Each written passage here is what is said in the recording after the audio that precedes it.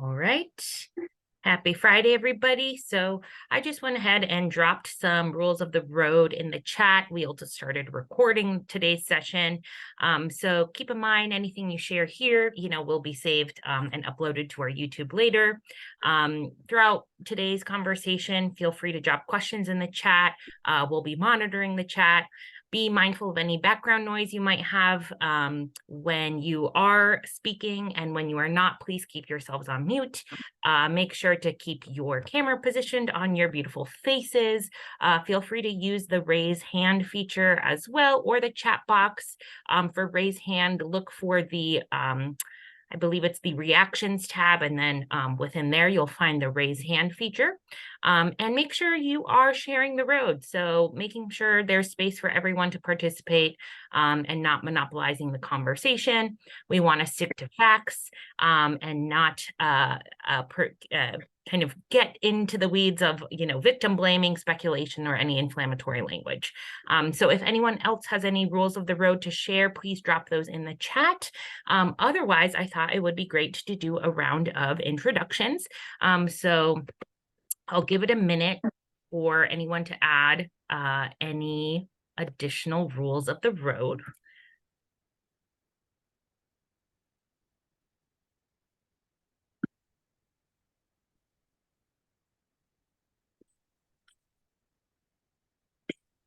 Already?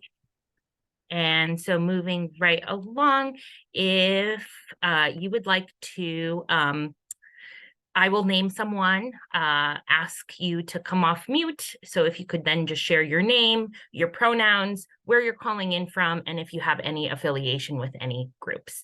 So just to model that, I will go ahead. My name is Julia Gerasmenko. I am an advocacy manager at Active Transportation Alliance. My pronouns are she, her. I'm calling in from Albany Park, Chicago. You know what groups I'm affiliated with. So I will pass it along to Theo. I'm Theo Milstein. My pronouns are it, its, and I'm from Old Town, Chicago.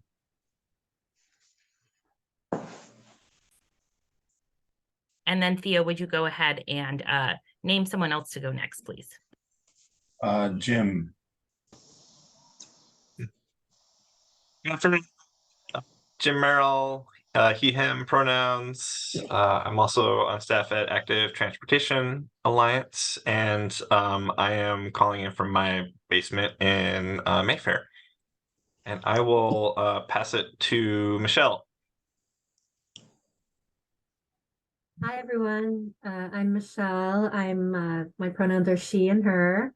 I'm calling from Lincoln Park, Old Town, and I'm just kind of a general citizen advocate, freelancer at this point. And I will pass it to Robert Schultz.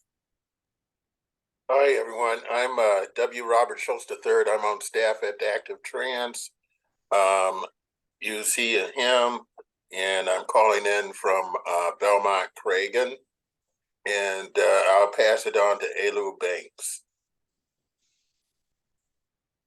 Yes, and let's do this over here. Okay, let's do this over here again. There it is. Okay, cool. Hello, everybody. My name is Elihu Blanks. I represent myself as he, him. Yeah, that. I'm on this call to represent the Great South Shore Grand Crossing neighborhood. The neighborhoods. I used to be on the mayor's council, the MBAC thing, and I tried to advocate in my community and got frustrated and backed off during COVID because there's a lot of bulldogs over here that's hard to get over. I didn't have enough support. So cool. Next, who's next? I don't know. Whoever wants to go next, go. I'll go. I'm David Poe. I'm the planning director at the Active Transportation Alliance. My pronouns are he, him, and I'm coming at you from a few feet away from the Jane Byrne interchange, which was recently rebuilt in my neighborhood. And IDOT has been nominated for a Livability Award for building such a wonderful contribution to my neighborhood. And I'm going to pass it over to Jamie if you haven't already gone. Hi, I'm Jamie, she, her. I am just a mother of three, educator who feels like the young people's voices often isn't heard and isn't represented in our infrastructure. So wanted to see what's going on with that. And I'm coming to you from Lincoln Park. And I will pass it to Carmen. Hey, I'm Carmen Aiken. I use they and she pronouns. I'm in McKinley Park. I used to work for Active Trans, and I do a lot of volunteer work with the Friends of Big Marsh. I'll pass it to Maggie. Thanks, Carmen. I am Maggie Shawinski. I have my pronouns are she, her, and I also work at Active Trans, also worked with Carmen in the past too.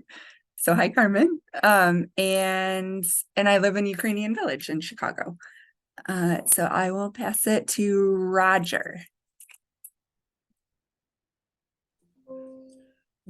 Roger Huff, he, him, co-chair, Hyde Park, Kenwood, Community Conference Transit Task Force. And I'll pass on to my co-chair, Gary Oswald. Gary Oswald, co-chair of the Transit Task Force, Hyde Park Community Conference, although we try to keep track of and keep communications with surrounding communities and even well beyond, because they all work together.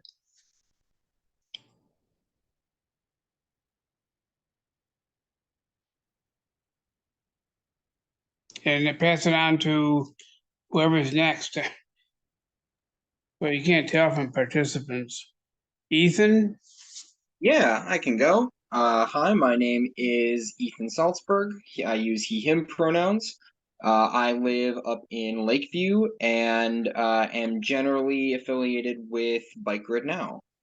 And I will pass that on to Kevin.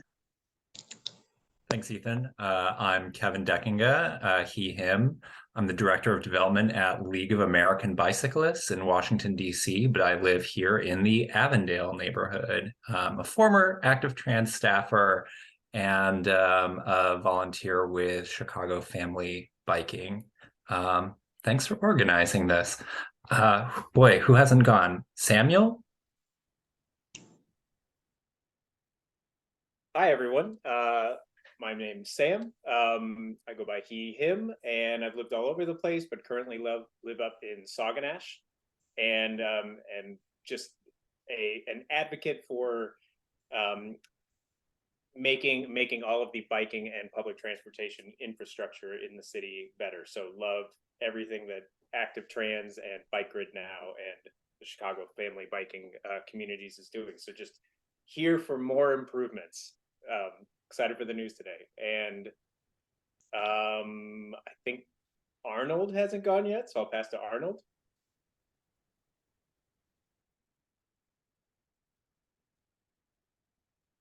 Looks like Arnold is just connecting to audio here, so we can give that one more moment.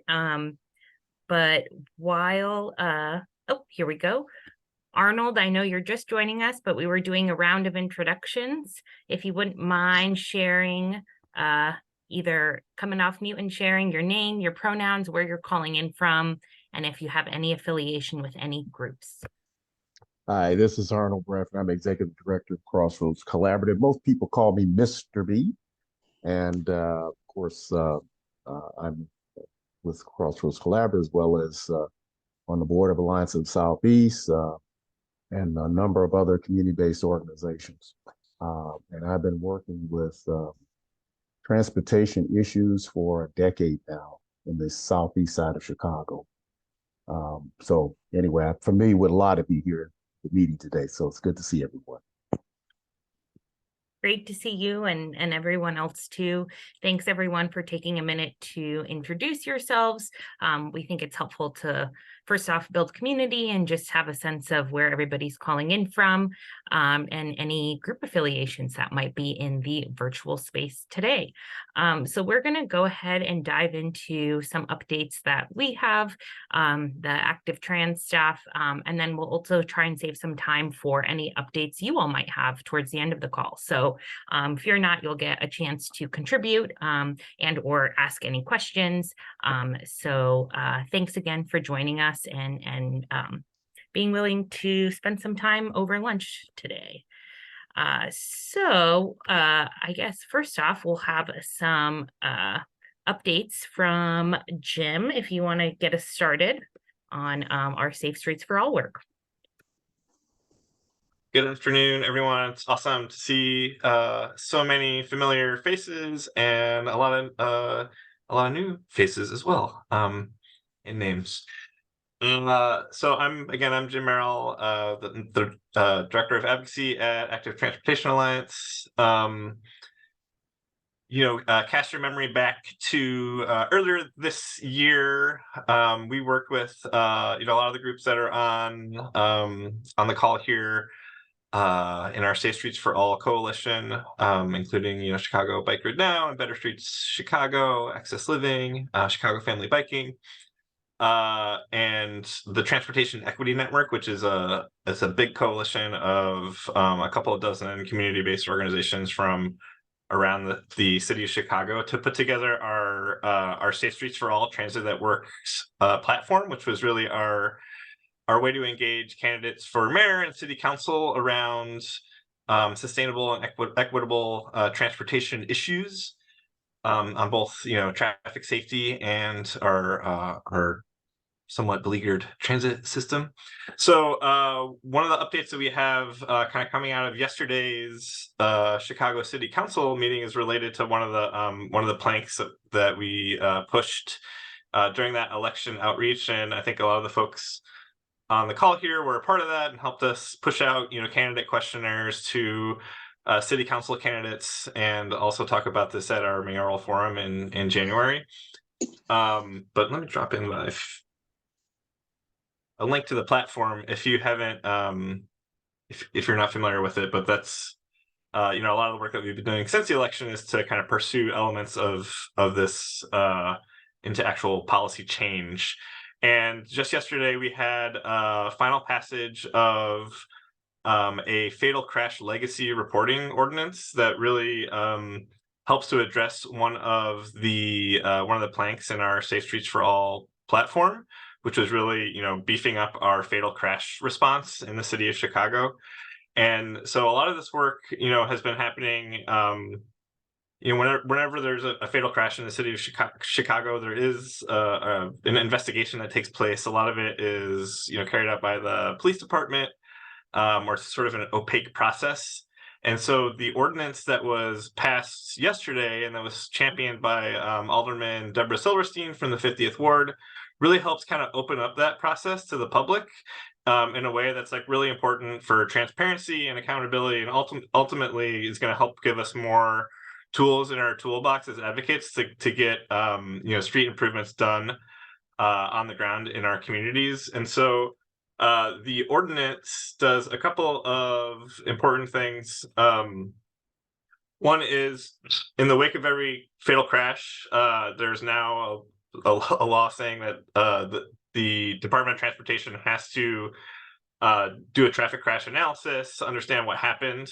But going further than that, I think one of the more exciting things about this ordinance that we're all going to kind of collectively have to watch for as the city starts to implement this and see if it's really kind of meeting the spirit of the law is that it says that the Department of Transportation has to provide recommendations for safety improvements and addressing the causes of those fatal crashes. So really documenting what are the things that have to do in the wake of what are the things that we can do to prevent a crash like this from ever happening again, and making that part of the public record, and a tool and a resource that all of us as advocates can use to help actually make change on the ground. So that's really a really exciting new step in terms of transparency and accountability that now is required by city law. And then the second part of the ordinance is also putting in kind of new requirements and expectations for the Department of Transportation in terms of how it's reporting aggregate and citywide crash data. So this is requiring monthly reports on any fatal crashes that occur, as well as an annual analysis of fatal crashes that's looking at trends and causes and geography and things like that. So again, I think what we're seeing here is this is like different aspects of things that some of us know that the city has been doing in a while, but getting the city council involved and having these expectations kind of passed as an ordinance and a requirements is really kind of a new level of transparency and accountability that we haven't seen before. So that's all exciting. It takes effect in 90 days, so it was just passed yesterday. So towards the end of the year, this will be in effect. So I think what happens now, and one of the things that we wanted to talk about in addition to kind of sharing the news of what happened and thanking folks who were a part of that work, just talking about kind of what's going to happen going forward, because like I said, I think this is going to be really important, or could be a really great tool for us if it's done well and implemented well, right? So we need to, and one of the things that we'll like to continue to use this space for is kind of monitoring how is this ordinance being implemented. So, are the reports being developed and shared as laid out in the ordinance? Are they useful for us as advocates and as community members, or are there ways that we could see them be more useful or improved? And then finally, are they actually helping us achieve our ultimate goal, right, which is making the streets safe for people walking, biking, and driving? So that's going to be a big next step that I think we'll kind of collectively need to work on. So we'll be reaching out to learn more about what CDOT's plans are. I know they were involved with working with Alderman Silverstein in developing it. So I think this is something that they're hopefully on board with. But we'll have to kind of, when those 90 days kick in 3 months from now, we'll have to see how this goes into effect. But again, excited that this is going to be a big step in terms of transparency and accountability. So for now, we can celebrate the win. And I think, 3 months from now, we'll have to see, see how this starts to get implemented.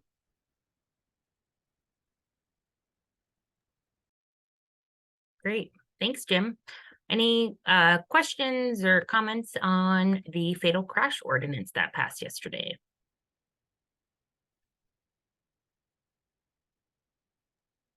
Great. Please. Just really quick. Someone at Bike Grid Now, who's also sort of like listening in on the call, was asking if there's anything about a rapid response task force. I'm assuming what they're asking about is, with the recommendations that CDOT is sort of laying out in these crash reports, is there any talk or language in the ordinance about how they're going to respond to these things, or not? This ordinance just gets into the reporting side and the documentation.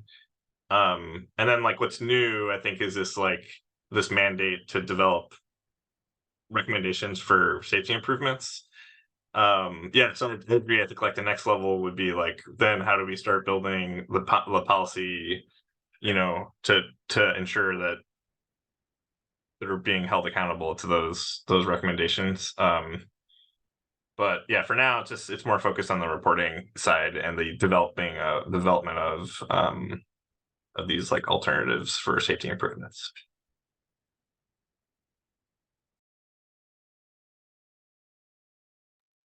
Hi, I have a question. I'm sorry. I thought I'd raise my real hand instead of a virtual hand. Jim, does this just apply to in the city, like to CDOT, to CDOT roads, and streets, or what? That's a really good question. Yeah, it says all fatal crashes, and I mean, I just dropped the ordinance language into the chat, and I don't see anything in there that says only on city streets. And the other thing too is this will obviously apply to fatal motor vehicle crashes as well. And so I think, and as we look forward to pushing other parts of the Safe Streets for All agenda, like lowering the speed limit, having more information and details about how the danger that speeding is causing, I think will be interesting. So I think that's a good question to ask for clarification. There's a couple of things in there where it's kind of squishy, where you can see that this was where the CDOT was negotiating with the alderman on developing this, which I think is really positive that they're kind of bought into it. But I think there's going to be places where we're going to want to ask for more clarity on, how long is it going to take them after a crash occurs to develop this report? And like, to your point, like, is it just like, are they going to do everything on expressways, or is it just, surface streets, that kind of thing? But I think that's a great question to add to our follow-up. Gonna write that down right now. I wrote it down, Jim, no worries. And we're recording, so this is good. Any other questions or comments? Great. Alrighty. Well, as Jim shared up top, kind of referencing our electoral platform that continues to inform our work with and alongside the new administration. Transit That Works was the other kind of branch or arm of that platform. And so we have some overall transit updates to share now. So first off, I thought I'd start with some good news.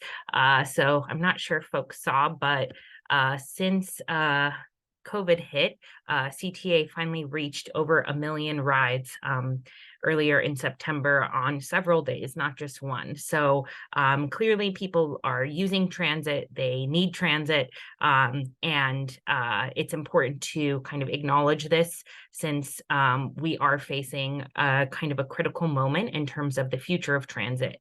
So in case you all haven't heard, the Illinois General Assembly, so the state legislature, asked the Chicago Metropolitan Agency on Planning to analyze the funding mechanisms that fund our regional transportation authority. So they then take the funding available and distribute it between Chicago Transit Authority, Pace Suburban Bus, and Metro Rail. And so we know that funding for transit took a big hit with COVID since ridership was down, and we kind of are in a unique position, our regional transit system, since we have in our kind of transit bylaws, something called the fare box recovery ratio, which states that over 50% or 50% of the operating budget for these three transit authorities needs to come from transit riders paying their fares. And so when transit ridership took a hit during the pandemic, that meant that was kind of an existential threat to the future of transit funding as we know it. So the Illinois General Assembly tasked CMAP with analyzing, where else can transit funding be coming from? How do we make transit funding sustainable? And so at this time, they're wrapping up those recommendations and that report. Next up will be the kind of final approval by CMAP's board of the report recommendations in early October. And then by the end of this year, the report and recommendations will be submitted back to the Illinois General Assembly. So this has been a really big deal. And like our executive director has been participating in these working group meetings for the plan of action for regional transit. Jim linked, for those of you who are kind of curious to dig into the details and the findings of the study. CMAP has done a great job posting updates as they've been working on this. So this will be a really kind of critical time for transit moving forward as we work to, as advocates, work to implement some of the recommendations there for new funding streams, and also looking at kind of the governance structures of how our regional transit system works too. So while we're kind of at this pivotal moment, I think it's also important to celebrate how much the system is being used and just how necessary the system is. We're also recently marked 1 year of the Meeting the Moment scorecard. So this was something that CTA pulled together in response to the kind of I guess service issues among other issues that riders were highlighting as we were coming out of the pandemic, things like reliability, speed of service, ghost buses, were all causing issues for riders. And so CTA leadership made a commitment to be tracking certain key metrics on their Meeting the Moment scorecard to ensure that there was transparency in how they were providing service and working to kind of replace the serious backlog in bus operators and rail operators. So this kind of scorecard is available for your perusal online. They were updating them every month. And since it's been 1 year, there was kind of this moment where the agency wanted to make sure that, you know, all riders were aware of the progress made and the progress that's still yet to come.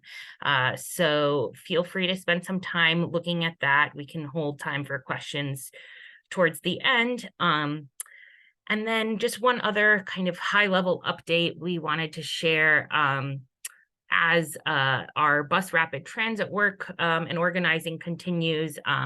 There have been there's been some funding awarded for CTA to study the feasibility for true bus rapid transit along a few key bus routes. And so this will be kind of an exciting opportunity for transit riders to participate in terms of sharing their thoughts on where you would like to see more bus rapid transit corridors. So far, that kind of public engagement process will probably not be kicking off until like early next year at the earliest, but with these funds, it's very likely that we'll be able to finally kind of get into the weeds on where we can actually see some exemplary bus rapid transit in our city. And that is going to be a really important moment to get involved in. What else? Also of note, CTA recently hired their first Chief Equity and Engagement Officer. So this is kind of an exciting step to see CTA taking things that we've long held to be important, like racial equity and community engagement, seriously by kind of creating this first ever role. And we're excited to see kind of how this new leader will be positioned and kind of given power and authority to really make sure that those values are being kind of interwoven into everything that CTA does. So that's also exciting. And then just to kind of flag what's coming up before the end of the year, typically in November and December is when the transit agencies, including CTA, hold their budget hearings. So we'll be providing more opportunities to kind of get prepped and plugged in once those hearings are scheduled to make sure that we can really show our force and power as transit riders and direct those funds to things like bus rapid transit, robust community engagement, and improving service and reliability. So lots of things happening. I also wanted to pause for a moment before handing over the floor to David. He has a few other transit updates, but that was just a lot of information. So wanted to take a pause and see if folks had any comments or questions.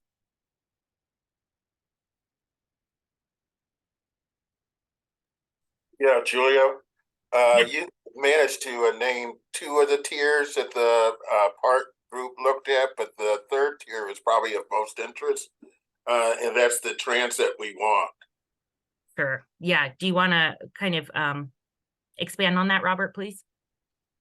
Yeah, I mean, things like bus rapid transit, bus shelters, bus lanes, more accurate information,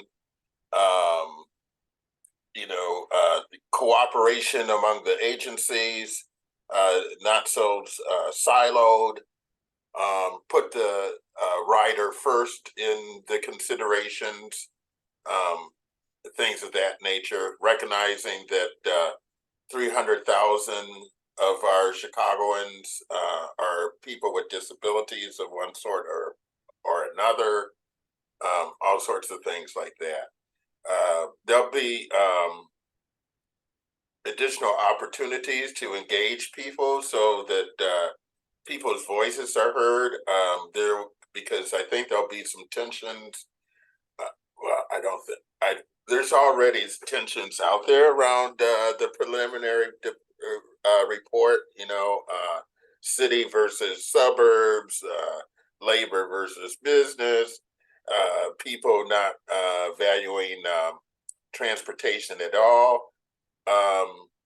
One little factoid to maybe carry around in your pocket is for every dollar invested in transit, whether that's capital spending or operational spending, it generates almost $4 in return for the Illinois economy. Great. Thanks for providing that additional context, Robert.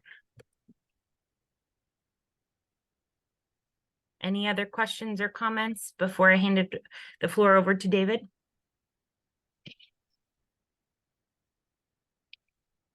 All right, David, over to you.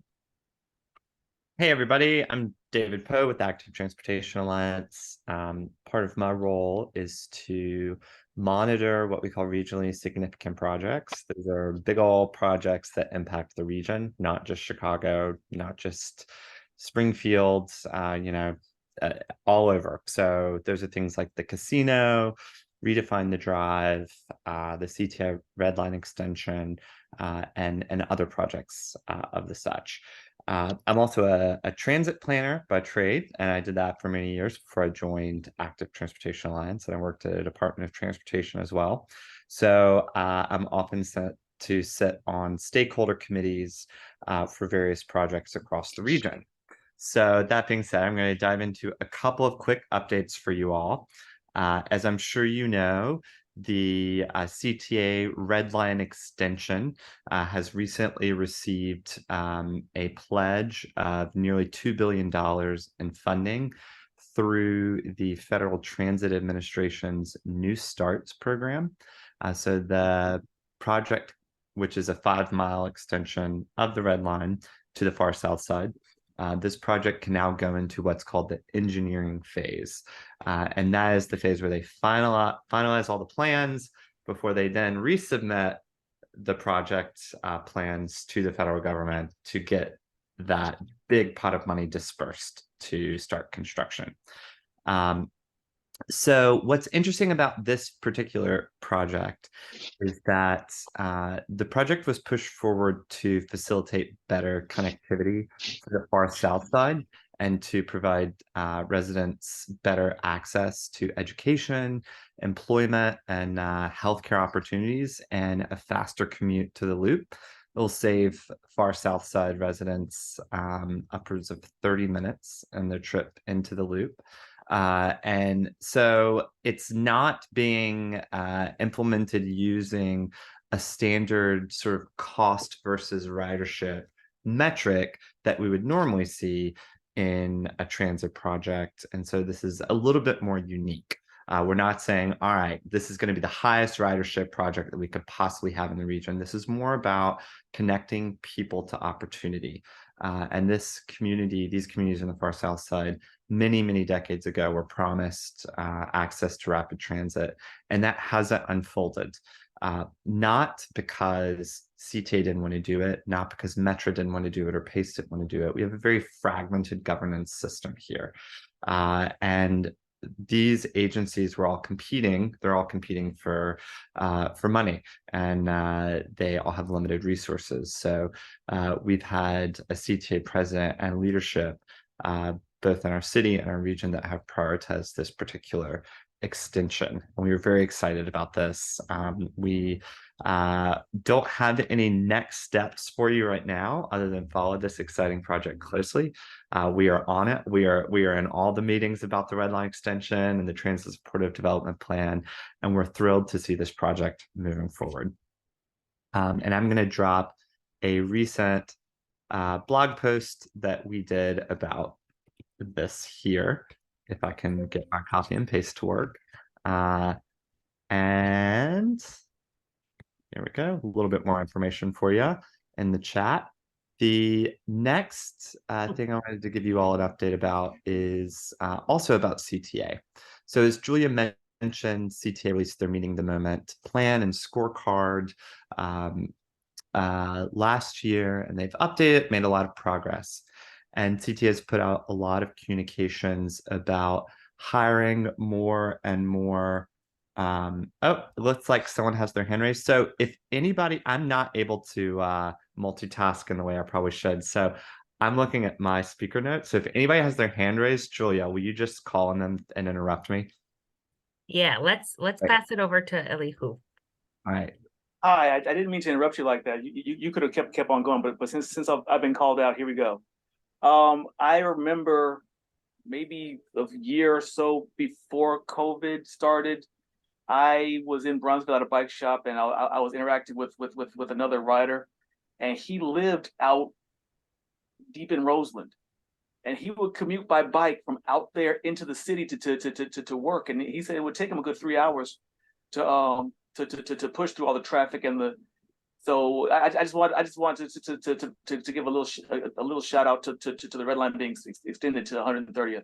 That's significant. So sorry for taking the time. Thank you, sir. Yeah, no problem. We're thrilled too. We're thrilled. Not and we're thrilled for people who live down there because we're all impacted by CTA service.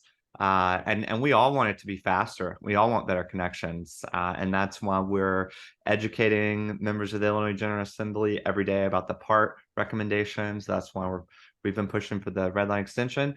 And importantly, that is why we've also been investigating some issues with CTA's pipeline for hiring rail operators. So please just go ahead and physically raise your hand if you've experienced delays on CTA rail recently.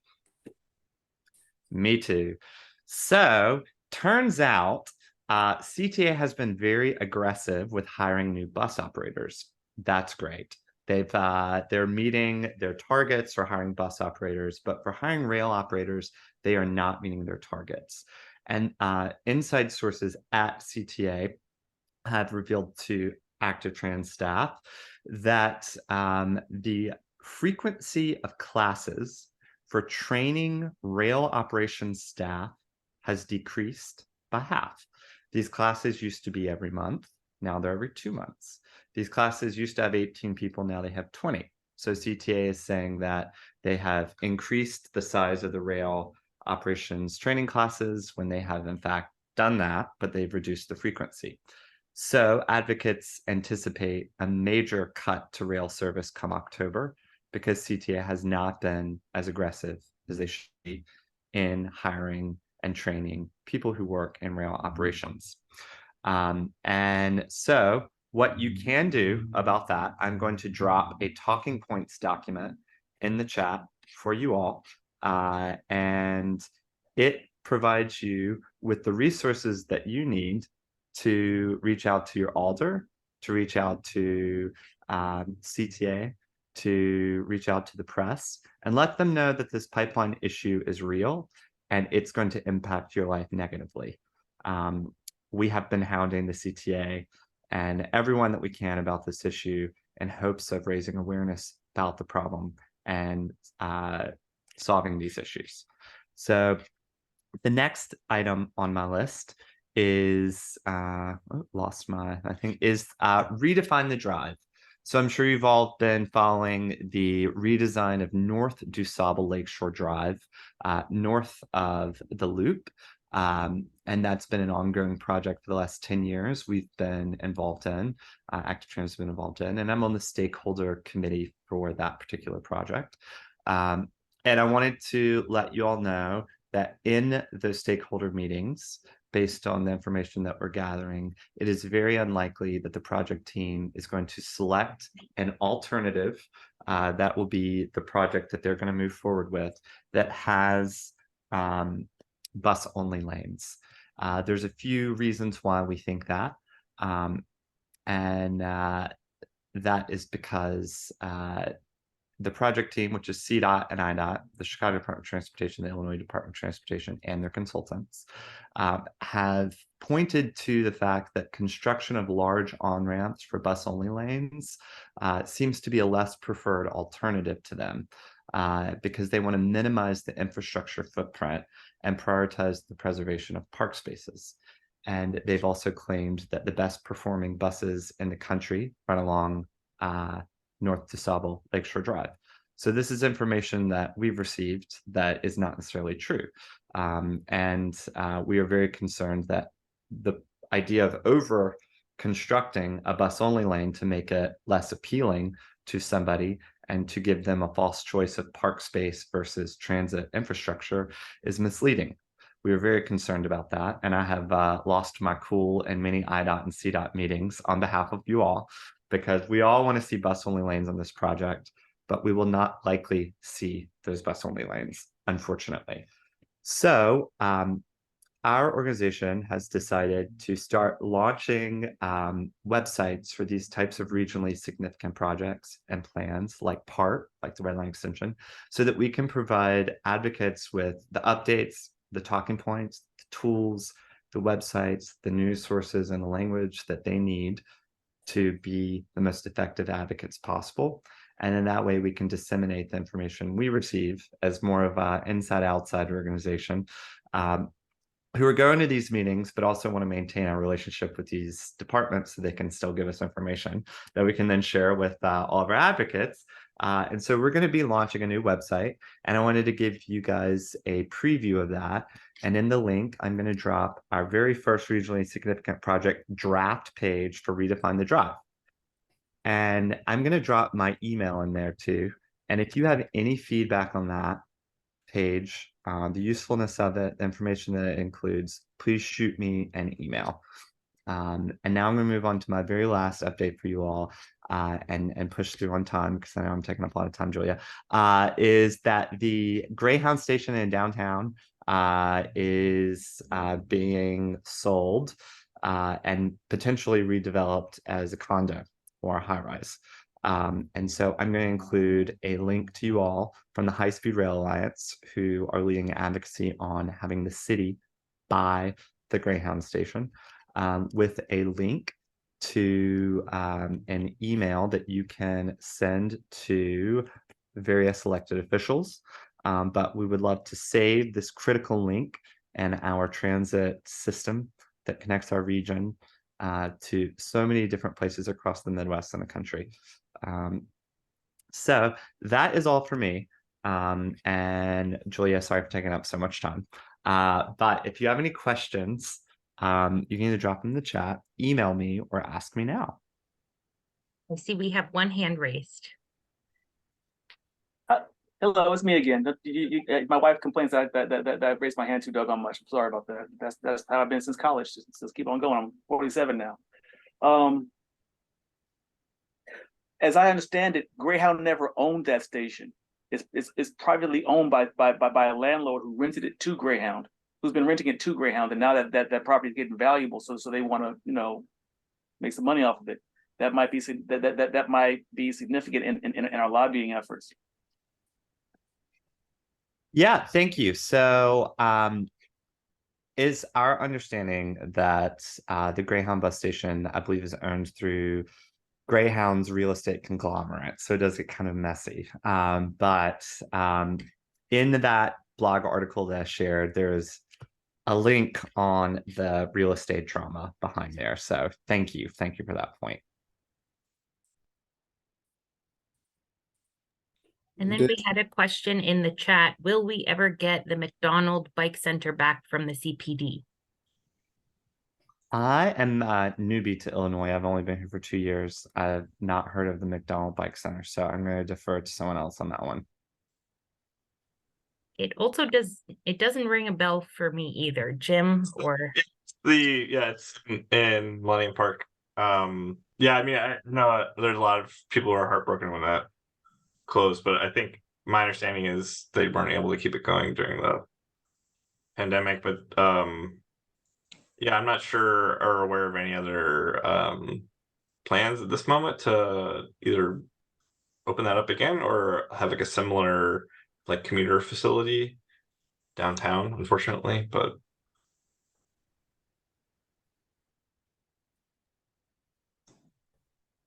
Any other questions or comments for the topics that David covered? Yes, David, what's the NEPA status on the red line extension? Well, they're going into engineering now.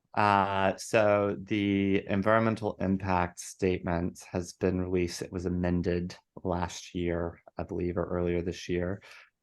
So they'll have to follow NEPA guidelines as they go into engineering and potentially update those. But the environmental impact assessment is done. And where is that posted? Should be on the Redline Extension website. I will find the EIS for you and drop it in the chat. Thank you.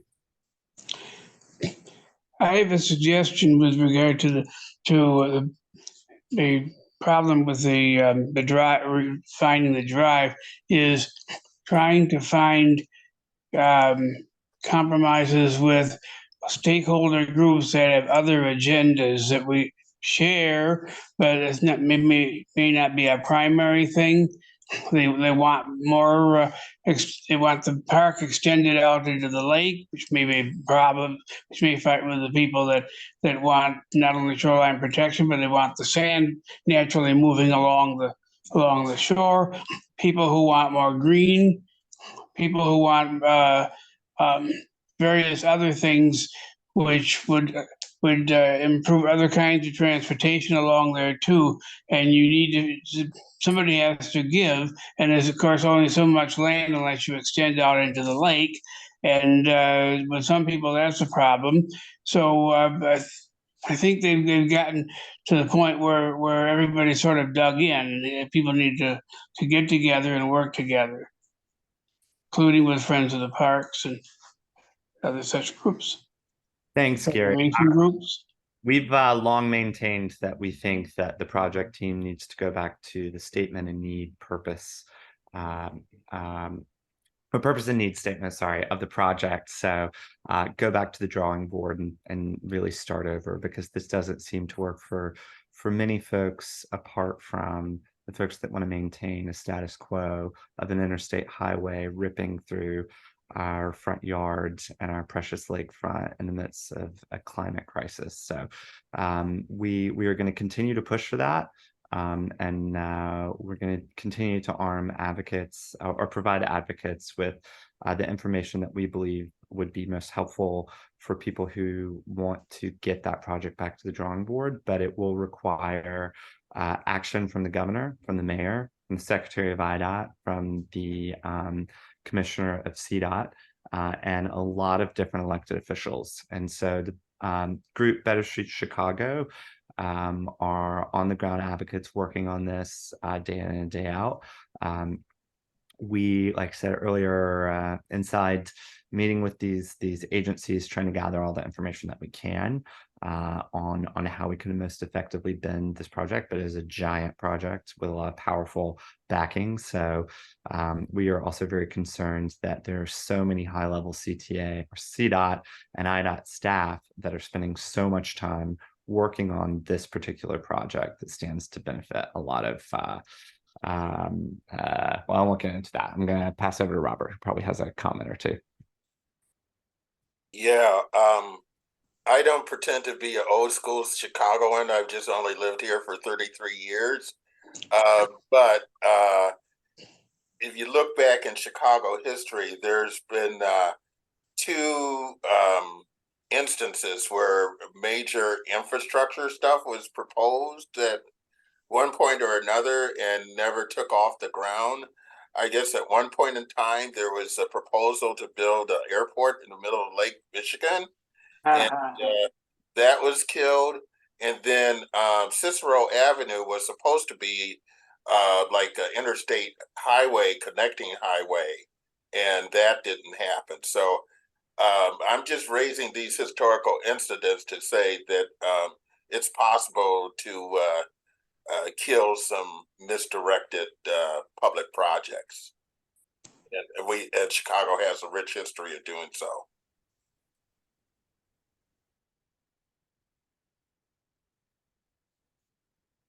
I've got another question for you, David. It's my understanding that state law prohibits putting speed enforcement cameras on Lakeshore Drive. Are you aware of that? And if so, have any idea of the history? It depends on your interpretation of the law. The city of Chicago does not interpret the law that way, or Mayor Lightfoot's legal team did not interpret the law that way. I cannot speak to the current administration's interpretation of the law. The Smart Streets pilot, which was passed earlier this year, will allow for cameras in the greater downtown area. So that's the area, I believe, south of Chicago Avenue, east of Ashland, and north of Roosevelt. And it would allow mounted cameras to ticket cars that block bus lanes, bike lanes, crosswalks, or obstruct sidewalks. And given that there are city roads that interact with Lakeshore Drive, I do think that there would need to be some sort of exception, but I can't speak to the legal implications of mounting them physically on Lakeshore Drive. But I think that's up to interpretation of IDOT's general counsel. Ethan, did you have a comment on that particular item? Related to it, because you reminded me, the two ordinances that were passed simultaneously, the Smart Streets ordinance, but also the Complete Streets ordinance that required basically whenever there's an arterial resurfacing to put in a specific toolbox of safety designs depending on the street and its uses. I was curious if there's been any update on that ordinance since it passed. Because I've seen, there's resurfacings going on around the city that don't really seem to be changing all that much from how they've been yet. So I'm curious if there is some sort of toolbox that's being developed that will be in place for next year, and if we can get a look at it. Yeah, what the exact date is, but that ordinance takes effect on infrastructure projects where like the engineering it takes place after like going forward. So a lot of the projects that are being built right now were designed before the ordinance was passed. So I would expect like next construction season like to really start to see this like come into play. But it's another thing along with like the fatal crash response stuff that we're going to need to start like watchdogging on the implementation side. But I think it was like July or something like that they'd say design after this point has to comply with the law. So that's probably a bit of what's going on. Yeah, I'm curious about it because the law didn't just say like put in safety improvements and said you guys are going to develop a toolbox of improvements, but I don't know what that toolbox is. I haven't seen any information about like CDOT developing those standards. Or if, because if the standards are subpar or not offering safety, that would be another, way for Active Trans to sort of push for more aggressive designs for next year's construction season. That's just the way I'm thinking about, the way we can get involved in that.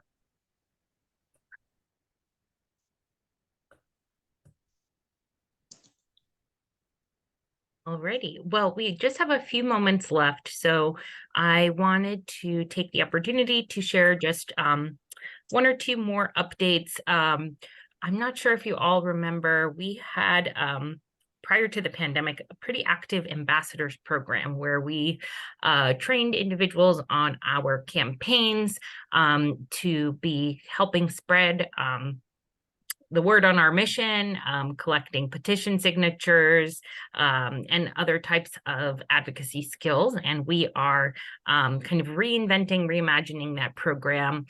We put out a poll recently and have landed on the name Street Team Advocate. So we are planning to revamp those trainings starting in October. We haven't finalized a date yet, but most likely it'll be on a Tuesday or Wednesday evening in the second half of October from 6 to 8 p.m. at our offices. And we're going to get started with folks who had shared interest in those trainings previously who hadn't yet gotten a chance to participate. And then we'll do a virtual training as well, likely sometime in November. And this will just be a great way to get even more into the weeds on our campaigns, our policy priorities, and ways to get involved. And then we'll be rolling out some kind of deeper dive trainings as well on particular skills and subject areas. So if you received, email to participate in today's meeting, you'll be receiving the email with all the details on how and when to sign up for that. And then we just wanted to thank everybody who was at Bike the Drive over Labor Day weekend. It was a hot one, but we thank everybody who participated and turned out. It means a lot to all of us. And then looking down the road for the rest of the year, stay tuned for our annual member meeting that will be likely in early December, as well as plenty of more opportunities to make your voices heard either on the transit agency budgets or city council meetings, etc. We have just 2 minutes left. Unless folks have updates to share of, I don't know, any fall bike rides coming up, or I see somebody just dropped some events in the chat happening at Big Marsh. Thanks, Carmen. September 23rd and 24th, come on out to Birds, Bikes, and Beats. If you have not been to Big Marsh on the southeast side, I would really recommend it, you all. It's just beautiful in the fall time, and this event sounds like a great time to visit it for the first time. Carmen, feel free to come off mute if you have anything to add to that, or if anyone else has any other events, updates, announcements, take this time and share it out.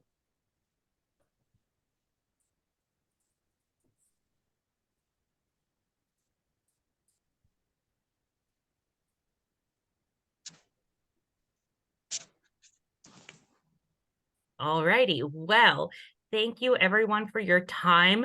We're going to keep doing these calls every other month, and we welcome feedback on, time of day, content, whether or not you find these to be helpful.